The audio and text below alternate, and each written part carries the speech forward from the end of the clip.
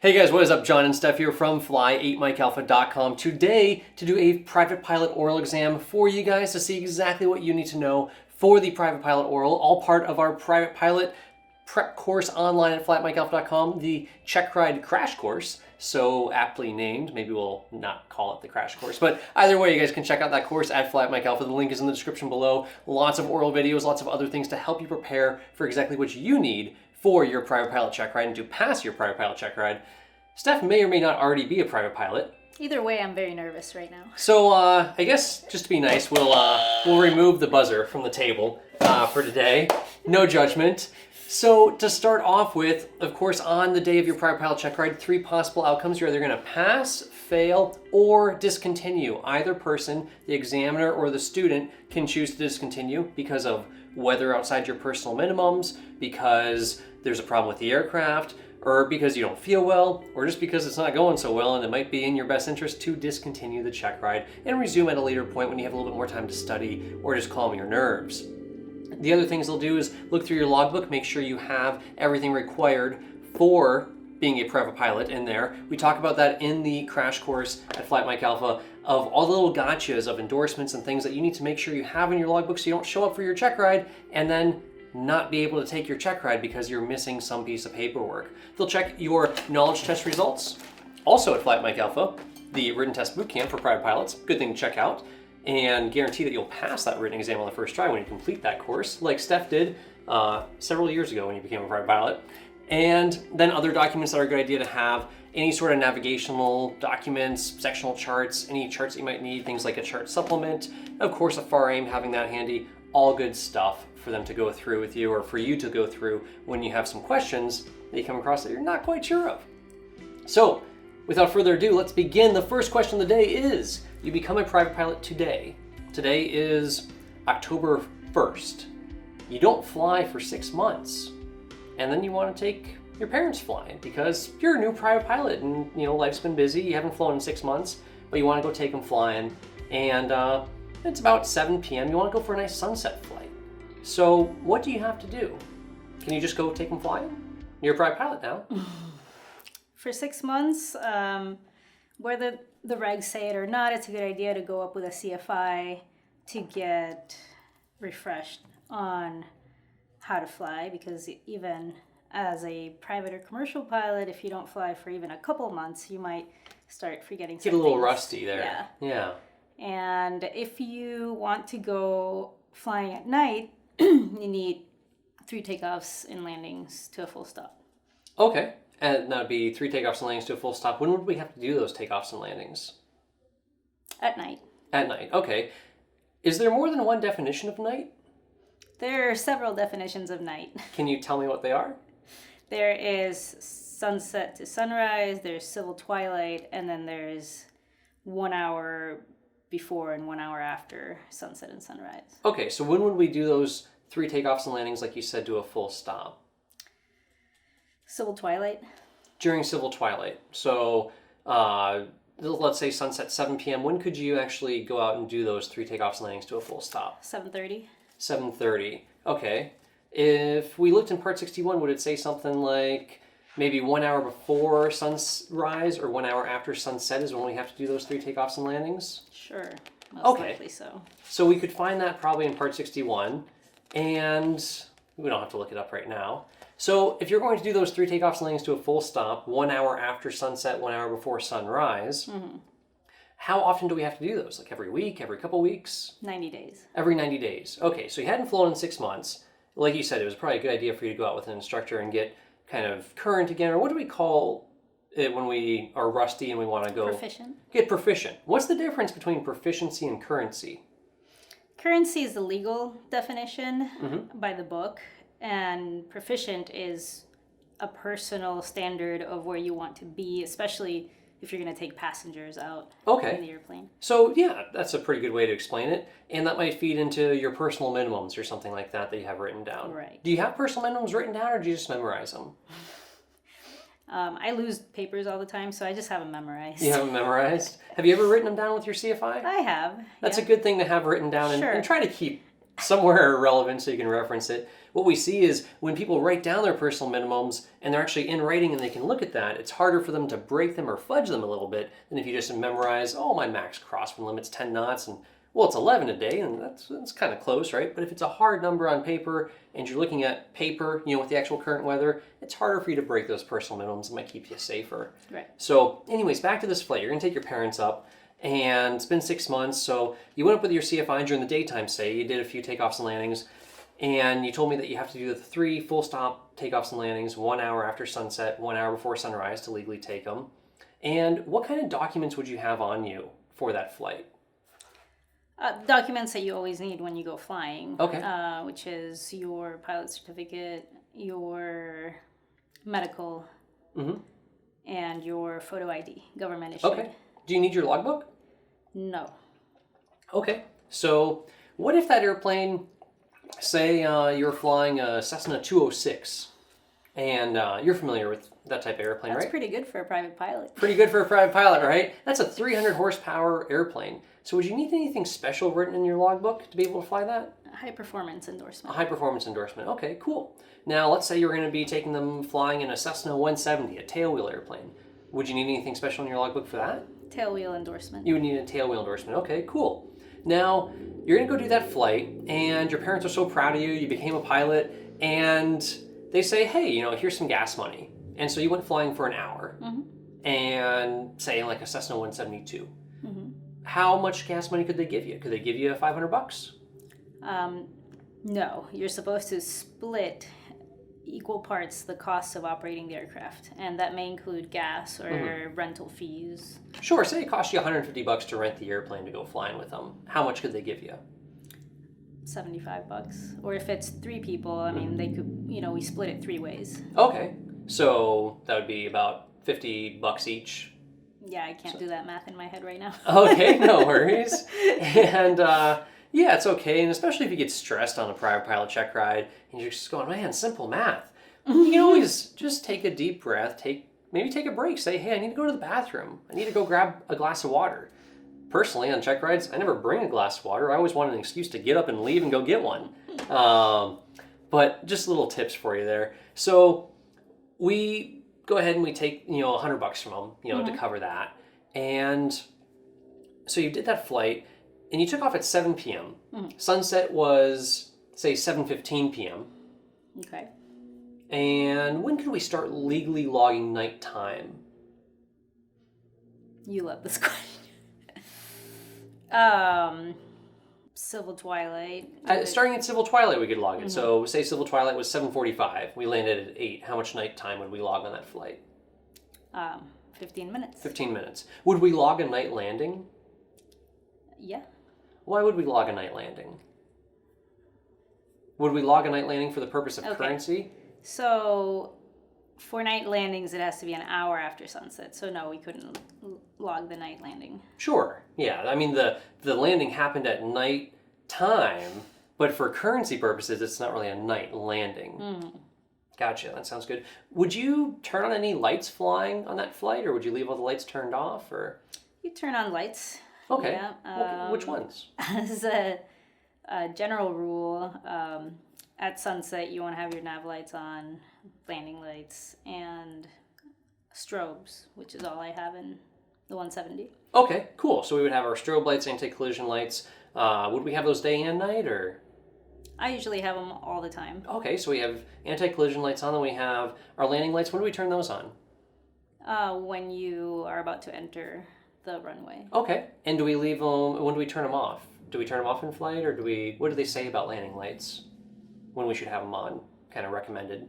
That's a great question. I would have to look in here to give you the exact answer to that. And if you looked in the AIM and dug through there, they might recommend anytime you're below 10,000 feet MSL to have those landing lights turned on. Honestly, because we have LED landing lights in most of our aircraft now, and they last for thousands of hours, and they don't hurt the airplane really to have them turned on. I like leaving them on, just like you said, when you enter the runway until you exit the runway, leaving them on at all times for extra visibility for the airplane. And I hardly go above 10,000 anyway. So. Yeah, we never really get up there, so we just leave them on the whole flight. So that's good. And you said the navigation lights we would turn on right at sunset. Yep. So 7:15 we would turn on those navigation lights. Could always turn them on a little sooner. but they need to be on starting at sunset to sunrise. Cool. So you do this flight at the Venice airport, and you take off of runway 5, and you're flying around, and you happen to be a little bit to the south of the airport, flying down the beach, and you're coming back in, and you say, well, it just makes a lot of sense for me to just kind of enter. If I'm going to land runway 5, and I'm coming from the south, I'm just going to go ahead and make a little right base and land runway 5. So can you do that at the Venice airport? No. All right, so we've got our airplane here to the south. You guys had a nice flight down the beach, sightseeing, and you want to go ahead and land runway 5. So you're coming in from the south, you're at 2,000 feet MSL. Field elevation is sea level, basically, 20 feet. So how would you join the traffic pattern to land runway 5? It's probably the safest thing you can do is you're at 2,000, you can start descending here so that you can cross over at 1,500, and then from here you would join downwind, and probably the best way to do it so that you can make sure there's no traffic in the pattern is do a teardrop like this, and then join your downwind here, and at that point you're going to be at 1,000 feet, which is okay. So you're at 1,500 crossing the field, 1,500, 500 above traffic pattern altitude, and then by here you're 1,000 feet. So when did you start your descent? at the teardrop. Okay. And how far out is your teardrop going to go? A half mile, 2 miles, 5 miles? Probably just a half mile is fine. Okay. And how far, or where's our normal traffic pattern, so to speak, around the runway? Is it a half mile or a mile away? Or where do people typically fly their downwind leg? I think a mile is too far. Okay. So less than that. Would we want to maybe fly at 500 feet above traffic pattern altitude, clear of the downwind leg before we start descending? Sure. Okay, so we might fly maybe a mile and a half, 2 miles from the airport, start descending, come down to traffic pattern altitude, and then enter on a 45-degree entry to the left downwind. Cool, that sounds good to me. And then you'd come in and you'd make those left turns. Is there any reason why we can't just go ahead and make a right turn to land runway 5 here? Because it's left traffic on runway 5, and so you can't just come in and make a right base turn, because that would be against the regulation. Okay, yeah, no, that's awesome. Is there any other way we could approach this? I mean, if we're coming from, say, Mexico, could you legally just land straight into runway 5? Yeah. Is there any problems with doing that? Well, there could be obstructions on the runway. The weather reporting might be wrong, and so you want to double check, make sure that the wind is favoring that runway. And there might be other How would you traffic double check the wind? with the windsock. Okay, so when you fly over at 500 feet above traffic pattern altitude, you'd look down, you'd verify what the windsock's doing. That's perfect, cool. So, and then that would also give you a chance to see if there's any obstructions on the runway, if there's any airplanes getting ready to taxi out and take off, maybe guys without radios, since it's not required to have a radio at that airport, or somebody who's just not making any radio calls. So you can observe what's going on in the general airport environment before attempting to land there. That sounds like a good, safe way to do it. Only takes an extra few minutes to do that rather than just make that right turn, which wouldn't be legal per the regs to make right traffic at a left traffic runway. So that sounds pretty good to me. So when you do that flight to take your parents up flying, what would you check on your regular pre-flight inspection? What does that include? The pre-flight inspection, you do a walk around the airplane, make sure that all the control surfaces are clear, that there's nothing is bound up, that all the screws are where they're supposed to be and the rivets, that there's not a giant oil leak somewhere. You check your oil, you check your fuel, make sure there's no water in it or debris. Now, if we're just doing a quick flight like that, say 10 miles from the airport, would you have to check weather, or would you have to do anything else? Would you have to call a briefer? Oh, okay, so, yeah, so that's just for the airplane. But yeah, I mean, even before you do the pre-flight on the airplane, you want to make sure that the weather conditions are appropriate for flying that day. Okay, so if we're going to fly around the Venice airport in Florida, and you're just going to fly 10 miles down the beach and back, would you check the weather? How far out? Would you look at the weather in Miami, or would you look at the weather in New York, or would you look at the weather just around Venice, or how far out do you look? Well, really, you only need to look as far as you're going, but maybe if there's a big weather pattern coming, you might want to check that and see if there's, if there's a hurricane in Miami, and you might want to make sure that that's not going to affect your area. But yeah, pretty much that 10-mile radius that you're flying into is what you want to check. So if there's not a TAF for the Venice airport, how do we know what the forecast is going to be there? You can check TAFs for surrounding airports, like you could check Sarasota. You could check, Now, Sarasota's like 20 miles away from Venice, isn't it? yeah, And how far is a TAF good for? What radius does that TAF cover? 5 miles. About a 5-mile radius. So would it really forecast the weather at all for the Venice airport? No, unless, like I said, there's a pattern that's maybe headed south, or Sure. eventually might hit Might Venice, give you a rough but, idea, but it wouldn't give you a real accurate picture. I mean, if 20 miles away it's saying it's blowing 45, I would assume that might affect us in a way. Sure, so it could give you some no-go options, but it wouldn't necessarily be a great way to say, yes, this is a go decision to go fly. So what could make you sure of what the weather's going to do in Venice? What kind of forecast products do we have for the Venice airport? Well, there's a lot of official, products that you can find on the FAA website and official weather reporting websites. And then I also use just the civilian weather, just Sure. a regular weather Could forecast. you give me, civilian weather's good to double check things, but again, I mean, we want to use official sources, right? FAA sources, aviationweather.gov type sources. Where could we find, perhaps, those official sources? Could you name one? The aviationweather.gov. Oh, aviationweather.gov is a good one. That is a great one. And what products could we look at on that website that would tell us what's going to happen for a forecast around the Venice area? The prog charts. The prog charts would be good. That's a pretty broad overview, but that's a good place to start. What other items could tell us things like ceiling and visibility or wind forecast? Well, you can look up PIREPs, you can look up AIRMETs or Are PIREPs SIGMETs. a forecast? No, they're just telling you what's happening right now. Okay. Are AIRMETs, or what is an AIRMET? They're issued by... They're giving you warnings of things that might be significant, Okay. like visibility, low visibility, or turbulence, or Okay. anything like that. Gotcha. Do you know the different types of AIRMETs? Mm-hmm. Since you mentioned them. Sierra, Tango, and Zulu. Okay, what do those three mean? So Tango is T for turbulence, Sierra is for visibility, and Zulu is for icing. Okay. Now you mentioned SIGMETs also, so you would check the AIRMETs, we've got those three, and then SIGMETs. What is a SIGMET? It's significant weather, is how I remember it, and the way that I remember it is SIGMETs are for all aircraft and AIRMETs are for little aircraft. So if we see a SIGMET or an AIRMET, would you cancel your flight or would it still be okay? Or Depending on what it was. okay. If you have a SIGMET, I would most likely cancel because that's more severe than I would want to be in. Right. And if we had an AIRMET for something like moderate turbulence over our route of flight from flight level 120 to flight level 180, would that really affect Right. us cruising down the beach? SIGMETs also are for, if they're high altitude and I'm not going to be up that high, then it doesn't really apply to me. May not apply to you, yeah. And how could you, if you had questions on AIRMETs or SIGMETs, who would you call or who could you talk to that could clarify some of that stuff for you? Flight service, Call flight service, okay. How do we call flight service? 1-800-weather brief. How do we call them? That's on the telephone. How would you call them from your airplane? On the radio, you'd look up the chart for flight service. Do we see Let's one see if we anywhere? can find one. We find Kenai Flight Service. Let's see here. Here's an RCO for it. So you could probably reach them on one of these frequencies here. Okay.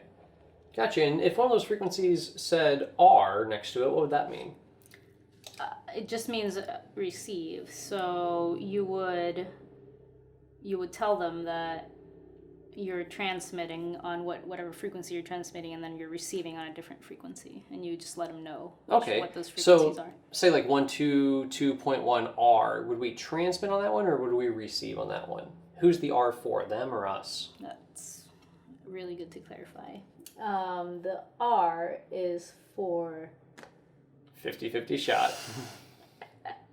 Say it with confidence. It's the key, guys. Say it with confidence. You can either slam dunk it or be totally wrong. for them. For them. Okay, so if it says 122.1 R, then maybe we would transmit on 22.1, they receive us on that, and then we would hear them over a different frequency. Right. Gotcha. Okay, that makes sense. So that's how we could call them in the air.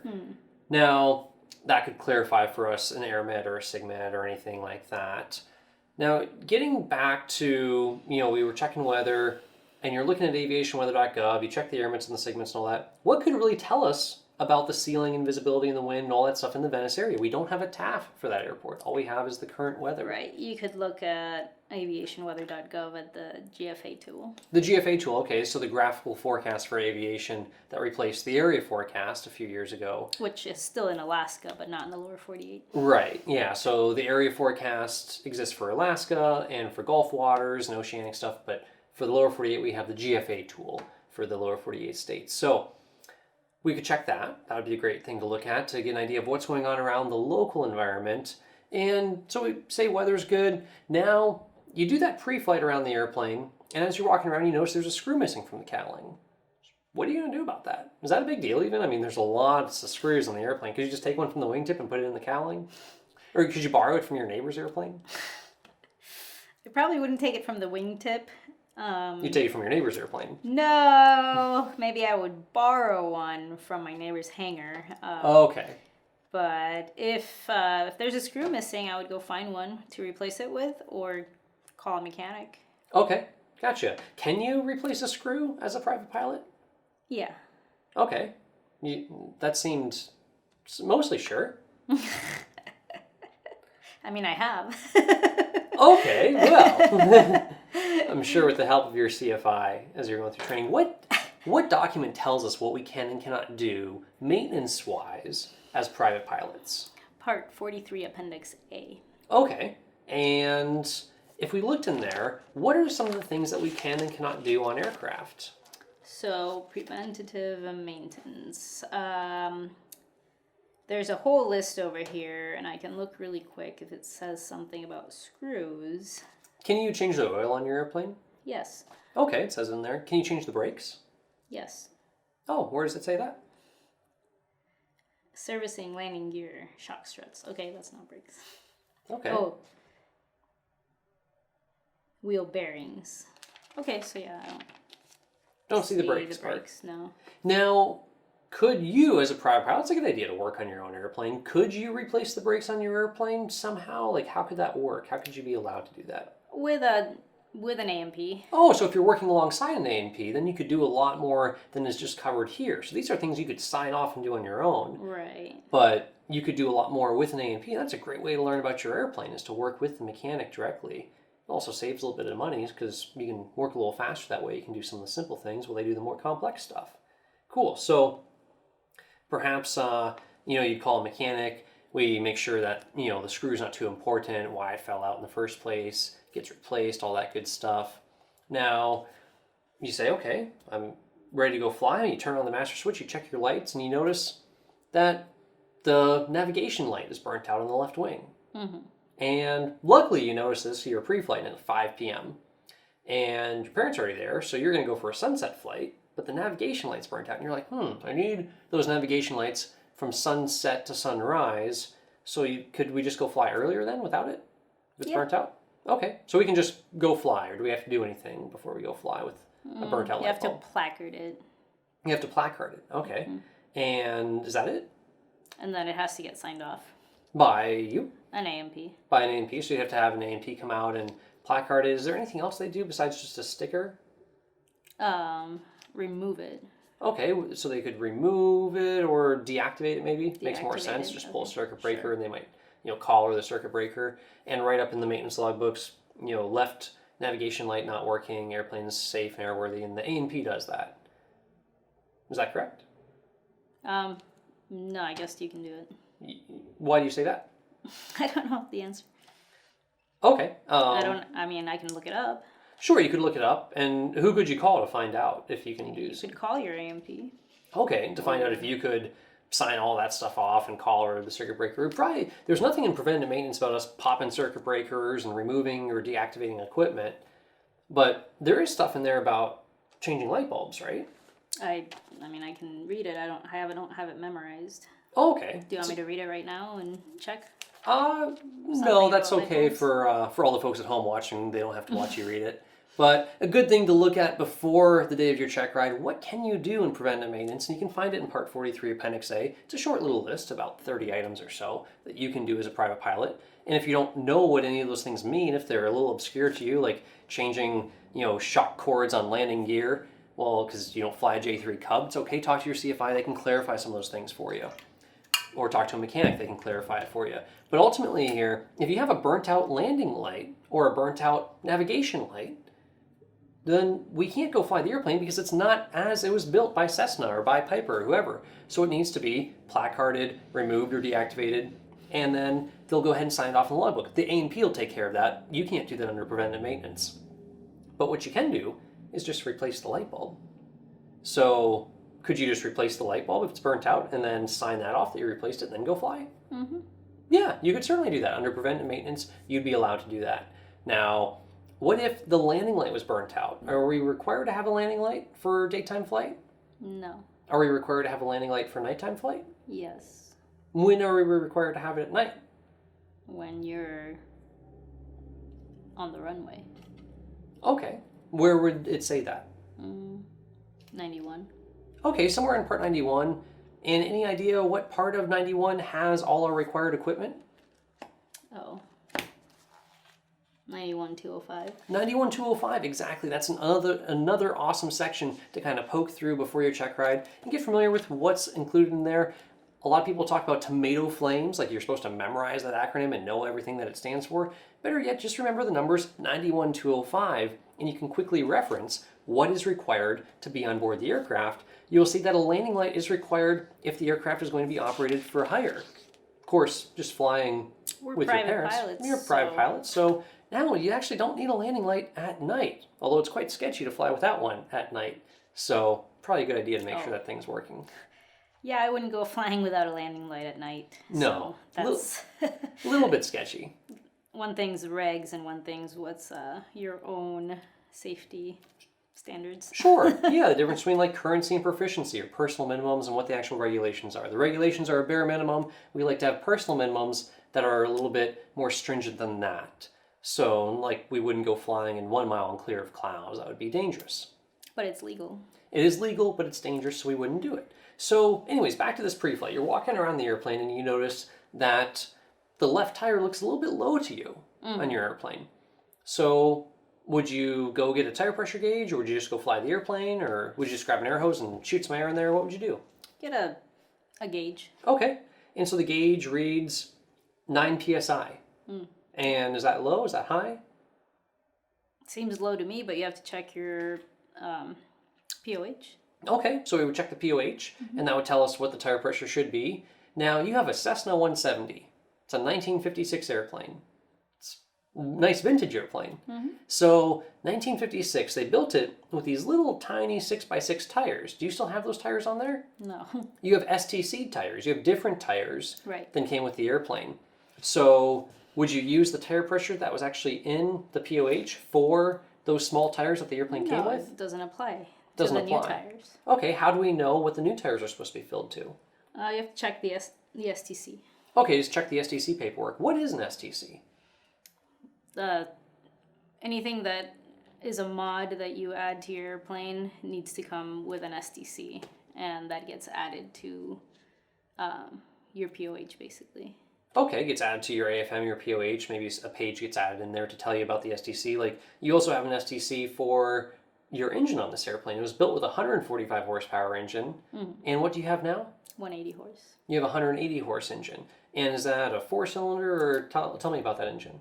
4-cylinder. Okay. Carbureted. Carbureted? Naturally aspirated. Gotcha. Horizontally opposed. Very good. Awesome. And what's the 0360 designation on there mean? That it's carbureted. Okay. It's just the model number. I don't know. Okay, 360 might be 360 cubic inch, might be the displacement of the engine. Okay. So an 0320 might be 320 cubic inch, and this one's an 0360, 360 cubic inch. And the O is horizontally opposed, it's not an IO, so it's not injected, so it's carbureted then. So we have some STC paperwork for that as well. Where do we find STC paperwork? in the supplemental, the flight manual. Could be in the flight manual, the stuff that's important for the pilot to know, and then the actual STC itself, the actual certificate. In the logbooks. In the maintenance logbook, sure. Whose responsibility is it to maintain those logbooks?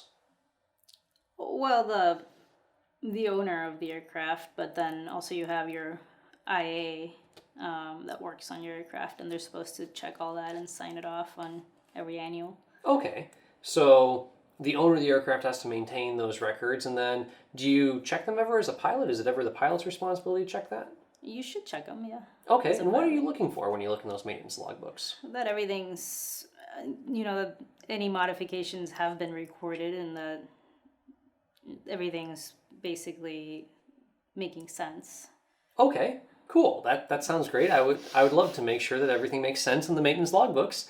What specifically are we looking for to show that this airplane is airworthy to go make sure flying? all your inspections are up to date. Okay, and what are those inspections we're looking for? The annual inspection. Okay. What else? The pedostatic system, if you have one. The ELT, the altimeter. How often is an annual inspection done? Every year, every 12 months. Okay, so if it was done October 5th, when would it be due? By October 30th of the next year. Okay, October 31st maybe, on Halloween. Yes, that was a trick question. Totally a trick question. We like to confuse students with those months that have 31 days versus 30 days. I wasn't required to know how many days in a month. So, in any case, at least you didn't say October 32nd. We've got our annual that's due 12 months. You said 12 calendar months. And then you mentioned the ELT. When is that due? Also every 12 months. Also every 12 months. Okay. When would we be required to replace the battery within that ELT? When you've used up over half the battery life. Okay. And how do we know if we used up half the battery life? That's really hard to know. It's really hard to know. Yeah. What would be some ways we could figure that out? Well, if it's ever gone off, you would probably just replace it. Okay, so if it's been, is there any limit to how long that it could have been in operation for before we'd have to replace the battery? An hour? Yeah, if it's been in operation for more than one cumulative hour. Okay, and when could we check the ELT to see if it's actually functioning? Your annual? On your annual, and what time of the day could you check it? I think it's the first 5 minutes of every hour. Yeah, that'd be a good time. That way, if you just quickly turn it on and off, within the first 5 minutes, people know that people are testing them then, so it's not a real emergency, so they're not going to send anybody to go look for you. What frequency does our ELT transmit on? 121.5. How about the newer ELTs out there? Not sure. Have you ever heard of 406? Nope, doesn't ring a bell. Okay, so some new ELTs transmit on 406 as well. I have an old ELT, so I don't need to know this yet. Oh, okay. Gotcha. So, is 121.5 monitored anymore for them to search for ELTs? I thought it was. Oh. Are they actually looking for ELTs on 121.5 anymore? I just heard somebody on the radio, Center, being on 121.5. So, coincidentally enough, a lot of aircraft monitor 21.5, which is a great idea, and a lot of air traffic control towers monitor 121.5. Do they actually monitor it for search and rescue purposes anymore? No, they don't. They only look at 406, and that's satellite-based, so it's a little bit more precise. Now, with 121.5, what is that frequency? Emergency frequency. So besides just the ELT, what do we use that frequency for? Emergencies. Okay. Would you just call a friend on it, or give me a scenario when you might use that frequency? Well, I hear Center trying to get a hold of aircraft all the time on that frequency. Or using other aircraft to call a missing aircraft or an aircraft that's supposed to be on a different frequency. Okay, so you're going to fly from the Venice airport on up to Jacksonville. That's our simulated cross country. And you're talking to Tampa approach on 118.95. And you have two radios in this airplane. You can monitor another frequency. What frequency might you monitor? 21.5. You might monitor 21.5, okay. And so if you're flying along and you haven't heard from Tampa approach in a while and you try to call them and nobody responds, what might you do?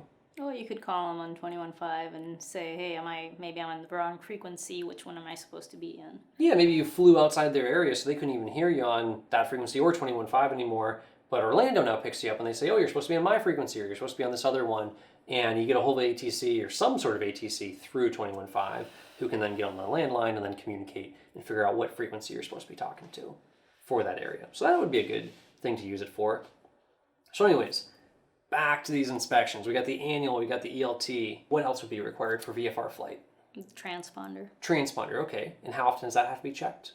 24 months. Every 24 calendar months, okay. And are you required to have a transponder on your aircraft?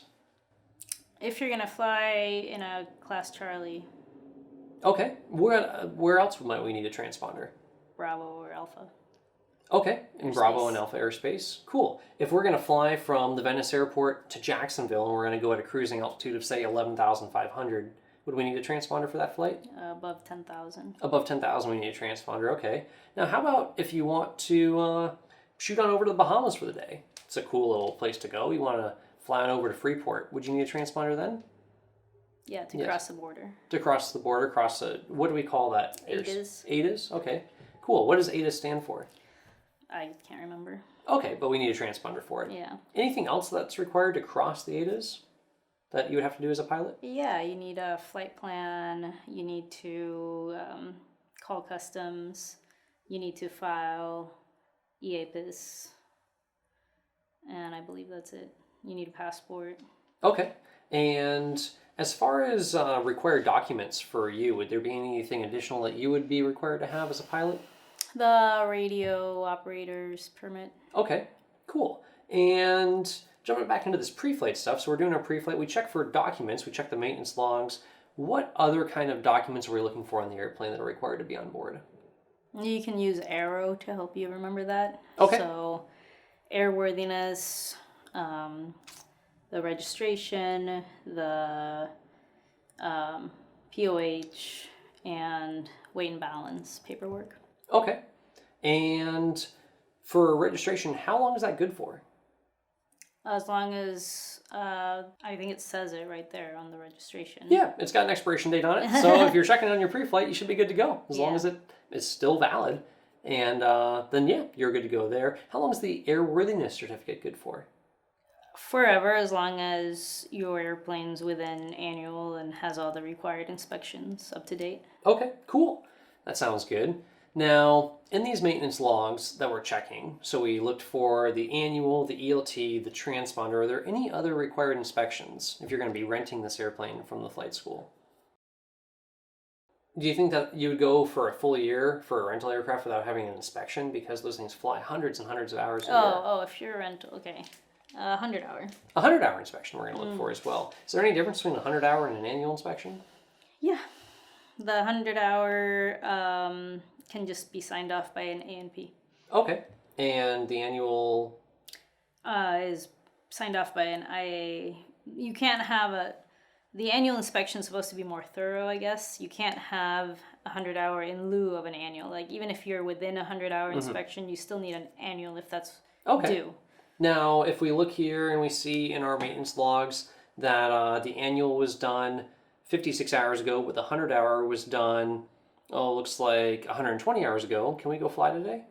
Okay, can you say that again? So the annual was done 56 hours ago, but the 100-hour was done 120 hours ago. You can have an annual in lieu of a 100-hour. Okay, cool. So that works. Awesome. That sounds good to me. Very cool.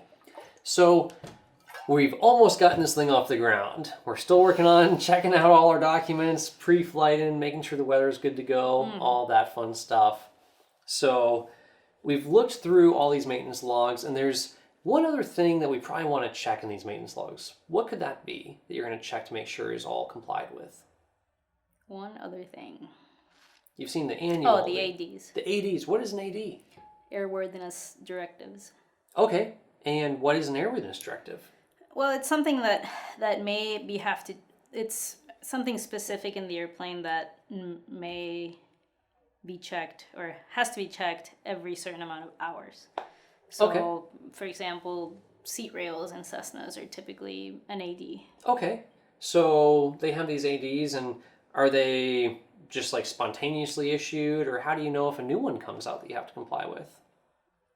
You have to check the. You can find it online. Where? FAA website. On the FAA website? How often would you want to check that FAA website? Like every 6 months or?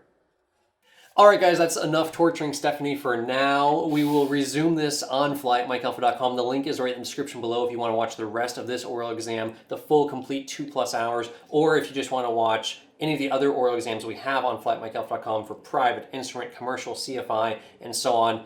Hours and hours of footage there of good stuff to prepare you for your check ride, part of the Private Pilot Check Ride Crash Course online at fly@mikealpha.com. So aptly named.